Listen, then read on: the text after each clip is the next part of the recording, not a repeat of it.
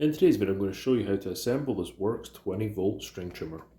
The first thing you need to do is move this guide down, so push it out.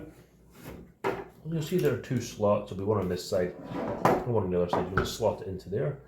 So to push past the resistance a little bit and it'll snap in. Same on this side, just there we go, it clicks into place. Grab yourself a Phillips screwdriver and we're going to remove this screw right here. Take your strimmer guard with the outside facing towards the handle string trimmer.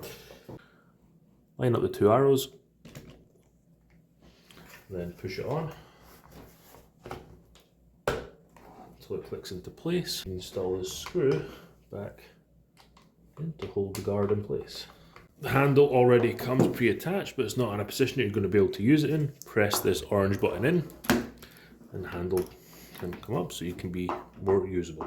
At the top here there's a little holder, and that's where you can put your spare spools, so when you're out string trimming you don't have to go back to your garage or shed or wherever you keep them. You can just slot that in there, and when you run out of string line you can just take this out, replace it and get string trimmer again. I really like that little nice little feature there.